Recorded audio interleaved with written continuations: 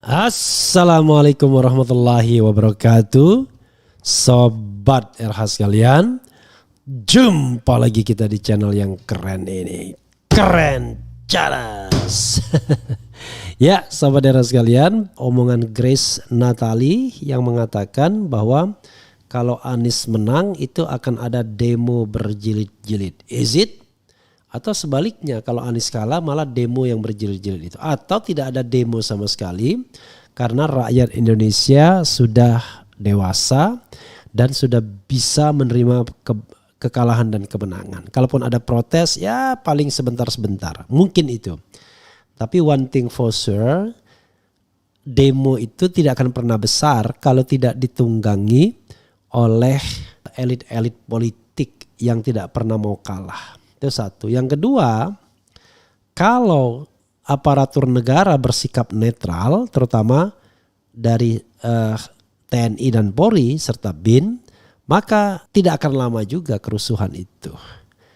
Jadi saudara sekalian, soalnya adalah bukan rakyat Indonesia yang tidak siap untuk menang dan untuk kalah, tapi elit dan juga bahkan pejabat-pejabat publik, penguasa yang tidak pernah siap untuk kalah. Jadi rakyat sebenarnya ya kalau pemimpinnya memang terbaik, terpilih dengan cara yang baik ya mereka akan terima.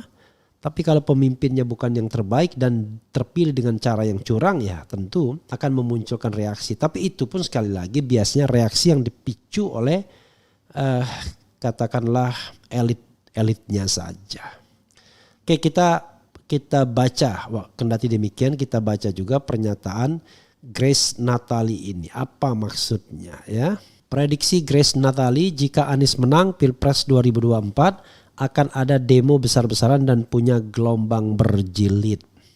Oke, kita baca. Mantan Gubernur DKI Jakarta Anies Baswedan terus dituding bermain politik identitas demi meraup keuntungan suara dalam pemilihan. Selain dikaitkan dengan politik identitas, Anies pun dikatakan mendapatkan dukungan besar dari dua organisasi masyarakat Ormas Islam yang dianggap intoleran, yakni Front Pembela Islam FPI dan Hizbut Tahrir Indonesia HTI. Wakil Ketua Dewan Pembina Partai Solidaritas Indonesia PSI Grace Natali pun menyatakan bahwa kelekatan Anies dengan dua ormas ini akan membawa peristiwa tidak baik.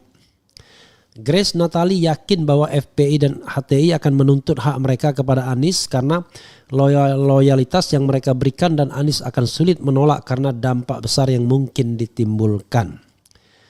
Kayaknya ya kalau soal FPI ini Grace Natali harus nonton lagi interview saya terhadap dengan Habib Rizik Syihab ya. Jadi kalau orang memperjuangkan syariat Islam itu tidak berarti dia kalah dan tidak berarti dia salah. Cara memperjuangkan bagaimana dulu. Kalau cara memperjuangkannya melalui forum parlemen, kemudian itu hanya diperuntukkan oleh kalangan Islam, maka jadilah sejumlah undang-undang. Walaupun tidak dikatakan sebagai syariat Islam, tapi banyak dari perundang-undangan kita yang mengambil inti dari syariat Islam. Bahkan plek ngambil dari syariat Islam. Kan ada undang-undang zakat, ada soal haji, ya, ada soal-soal lain, ada pengadilan agama dan lain sebagainya yang kurang lebih sebenarnya itu juga diambilkan dari syariat Islam dan untuk orang yang beragama Islam. Bagaimana kalau Anies menolak tuntutan itu? Tentu akan ada demo besar-besaran. Mungkin akan ada gelombang demo berjilid-jilid, ujar Grace Natali dikutip Konten Jati melalui kanal YouTube Cokro TV pada Jumat. Wah, ini agak mislead juga sendiri ya. Jadi demo berjilid-jilid itu kalau menolak tuntutan HTI dan FPI. Padahal sekali lagi saya sudah bicara dengan FPI, dengan HTI ya. Mereka menuntut syariat Islam itu bukan dalam rangka plek begitu saja, tetapi melalui mekanisme hukum negara dan sebagai bagian dari perjuangan konstitusional. Sama seperti misalnya orang mengharapkan misalnya undang-undang tertentu atau apa ya. Dan lagi pula kalau kita bicara tentang syariat Islam tidak plek langsung Indonesia berubah menjadi negara Islam, enggak begitu. Tapi nilai-nilai tertentu dimasukkan sebagai instrumen hukum nasional yang ingredientnya berasal dari Islam. Jadi Jangan terlalu Islamofobia ya. Menurut Grace, semua tindakan yang Anies lakukan itu semata-mata hanya untuk menunjukkan citra yang baik kepada masyarakat secara general. Semua itu dilakukan untuk memperbaiki citra Anies yang terlalu dekat dengan kelompok radikal. Lagi-lagi mereka bilang radikal ucapnya ya. Oke, sementara itu Grace sendiri menganggap sikap dan dukungan yang Anies dapatkan sangat bertentangan karena ia percaya bahwa Anies melakukan politik identitas. Namun Anies sendiri kerap menyuarakan bahwa dirinya adalah sosok yang moderat dan toleran dengan mengunjungi sejumlah tempat ibadah. Anies bahkan meminta dukungan kepada pastor, pendeta, bahkan hingga diberikan nama Yohanes saat mengunjungi Papua. Ya, sobat era sekalian, menurut saya memang narasinya tidak berkembang ya. Narasi yang disampaikan Grace Natali ya itu saja ya. Itu aja ya. Kita tidak tahu ya kenapa itu saja. Karena makin gagal ya untuk meyakinkan kepada halayak bahwa Anies adalah orang yang berbahaya. Mungkin Grace tidak terlalu mengenal Anies Baswedan ya, pakai ya. Sebenarnya saya satu angkatan dengan Anies Baswedan di UGM dan saya tidak melihat bahwa dia adalah orang yang radikal ya. Bahkan sebenarnya dia sangat barat ya. Ya ilmu latar belakang pendidikannya kan juga kita bisa lihat. S1-nya UGM, kemudian S2, S3-nya Amerika Serikat. Dan lucu ya, ketika kemudian orang membahas tentang Amerika Serikat, lalu mengatakan Anies Baswedan anak emasnya Amerika. Tapi di sisi lain mengatakan bahwa dia adalah kelompok yang dekat radikal dengan HTI dan FPI. Padahal kita tahu Amerika Serikat selama ini negara yang paling sering menghantam Islam. Jadi itu politik ya, tapi kita lihat saja sebenarnya kita evaluasi tidak dari asumsi tapi apa yang dilakukan Anies selama 5 tahun menjadi gubernur DKI.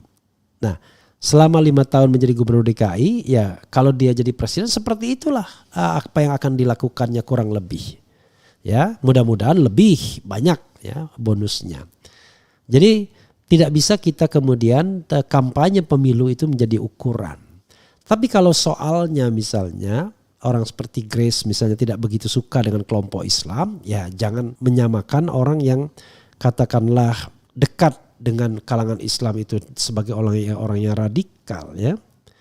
Kalau Indonesia ini radikal maka sudah lama dideklarasikan sebagai negara Islam, Islamic State. Karena 80% kita Islam, tetapi mayoritas masyarakat Indonesia ini sangat moderat, even FPI dan HTI sekalipun. FPI dan HTI itu justru jadi korban politik otoriter pemerintahan Presiden Jokowi. Tidak ada kesalahan apa-apa kok dibubarkan, tapi kelompoknya Grace ya mengatakan itu sebagai tindakan yang tepat. Bagaimana mungkin? Saya selalu akan membela orang yang dihukum tidak dengan due process of law. Apapun aliran politiknya. Karena kita tidak boleh menghukum orang. Sebaliknya kita adil juga. Tidak boleh kita menghukum orang yang tidak punya kesalahan. Walaupun aliran politiknya tidak kita setujui ya. Karena jangan lupa selain HTI dan FPI ada juga kelompok kiri yang sangat radikal. Dan mereka pun juga kemudian kalau mereka dihukum tidak melalui due process of law ya tetap kita harus protes juga. Tapi sekali lagi menegakkan keadilan itu harus seadil-adilnya ya. Nah untuk adil itu ya kita serahkanlah kepada proses peradilan yang seadil-adilnya. Sementara kita sebagai manusia tentu sering bias pikirannya. Saya juga mungkin bias ya, karena mungkin tak kenal maka tak sayang. Karena banyak bergaul dengan orang-orang FPI dan kemudian beberapa orang HTI juga pernah datang ke sini. Saya tidak melihat mereka kelompok yang berbahaya ya. Malah kalau mau jujur ya, sejuk-sejuk aja tuh di dekat mereka ya. Karena mereka orang yang suka nolong ya, itu yang barangkali belum dirasakan orang seperti Grace Natali ya, bagaimana bergabung dengan orang yang lebih mendahulukan Allah Subhanahu wa taala misalnya ketimbang manusia ya. Ya, itu saja. Dan kita akan lanjutkan dengan tema lain yang menarik ya. Kita akan lihat nanti tema apa lagi yang menarik untuk dibahas lebih lanjut.